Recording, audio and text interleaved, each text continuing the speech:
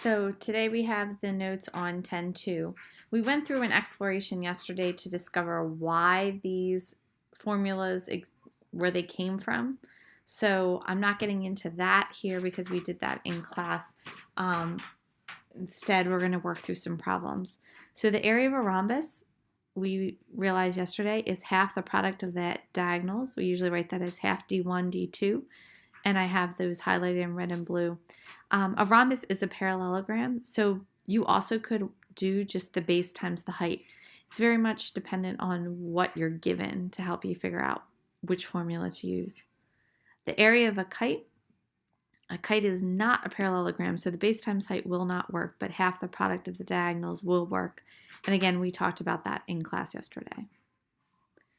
For the area of a trapezoid, it is 1/2 times the height, which is the same height it was with the parallelogram. It's the distance between the parallel lines times the sum of the bases, base 1 plus base 2. The bases are the parallel sides, and the height is the perpendicular distance between them. So over here, I have some sample problems. I told you something was a rhombus, and so what I would suggest is that you take a try on your own on these 4 problems. Push pause, try them yourself, or just see how far you can get with them, and then come back and check the answers. It'll make the learning a bit more meaningful and stick with you a little bit more. So push pause now. Right, over here I have the answers. Area of a kite is half the product of the diagonals, so it's 1/2, 12 times 9.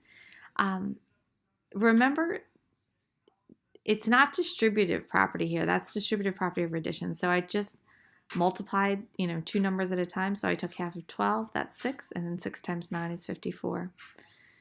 Down in the bottom left, area of the kite. Kite is half the product of the diagonals.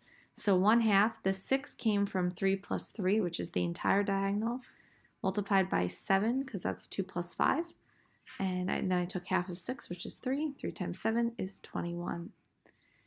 In the next one, the area of a rhombus, I didn't have a height to do base times height, so I'm going to try to use the product of the diagonals. Now, a couple things to remember about a rhombus. The diagonals are perpendicular. We've proven that back in our quadrilateral chapter. And they also bisect each other. So if this CE is 12, then AE is also 12. I have that down here. But I don't know BE. But I have a right triangle right here where I have 2 out of 3 sides of a right triangle. So I used Pythagorean theorem, that's right here, to find the length of BE. Please remember 15 is the hypotenuse, so 15 needs to be here. Once I did that, I found BE was 9, which means BD, the entire diagonal, would be twice that, 18. And we've already discussed about how AC is twice CE, so it is 12 or 24. So for the area of a rhombus, half the product of the diagonals, so 1/2, 18, which is the entire length of the diagonal, times 24. Again, I took half of 18, which is 9. 9 times 24 is 216 meters squared. All right. In the next one, we have some trapezoids to work with. My suggestion here is to try them yourself. The hint I will give you is to draw altitudes in. Try to make some right triangles in here. Maybe even 2, turn it into kind of 2 right triangles and a rectangle to get that missing base you need in this one. Same idea here, and the missing height. Notice these angles, that's a 60. So think about those special right triangles we learned about, 60, 45, 30. So those would be my hints. I'd like you to push pause now. Again, just try, even if you don't get all the way, at least try it yourself and see which parts you can get, and you can come back if you need more help. So push pause now. Right over here, you can see how I divided this up. I dropped 2 altitudes, one here, one here. This gives me a 30, 60, 90 triangle over here, where 8 is the 2A side, which means this side here, which would be across from the 30, is 4, and this over here is 4√3, this segment here. This is a rectangle, so opposite sides are equal, that's 8. And since it was an isosceles trapezoid, both legs were equal, that means that the base angles were equal. That's how I knew that. Came over and kind of worked the same thing. So the formula for the area of a trapezoid is 1/2 the height, which I found is 4√3, multiplied by the sum of the bases. So 8 plus 16, coming from 4 plus 8 plus 4. Again, I took half of 4√3, which is 2√3.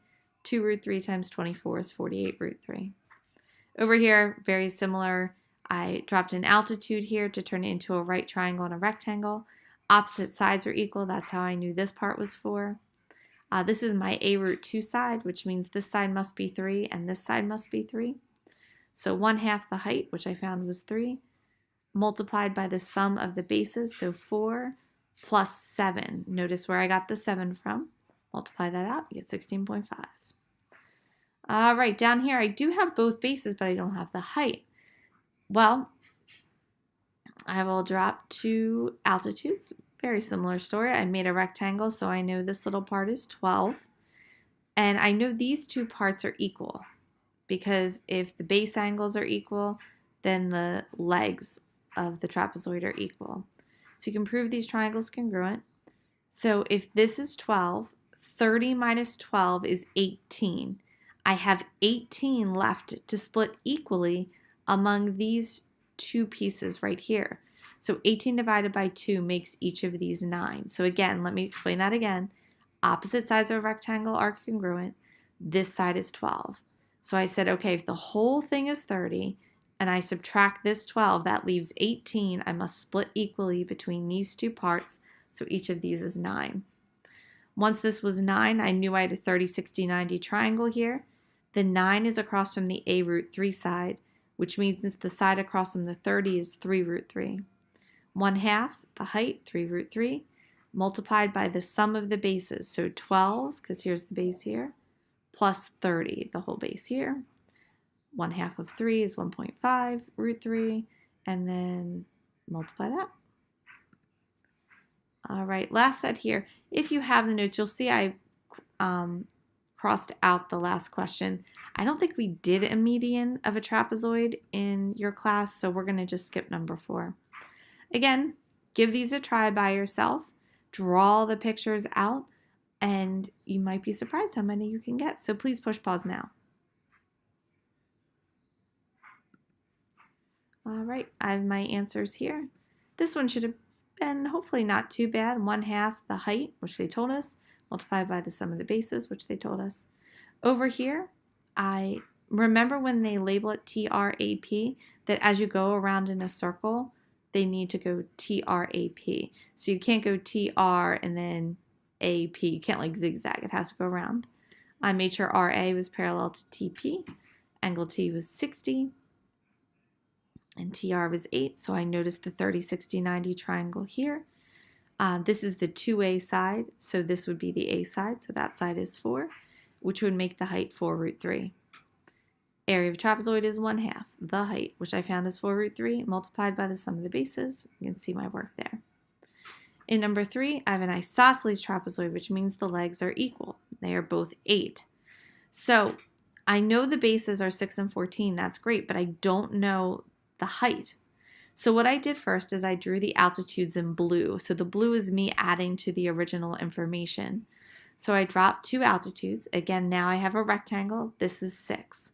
I have 2 congruent triangles over here. I can prove that because they're right angles, because I did that.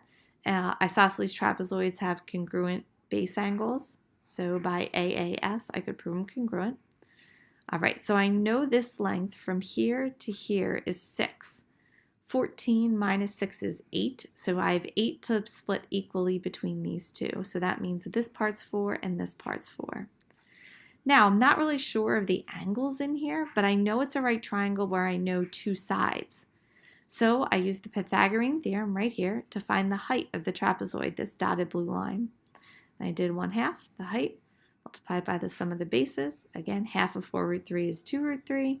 2√3 times 20 is 40√3. All right, you can check now for the homework assignment. You can work on that. Please make sure you have all of these notes taken with work shown. Thank you.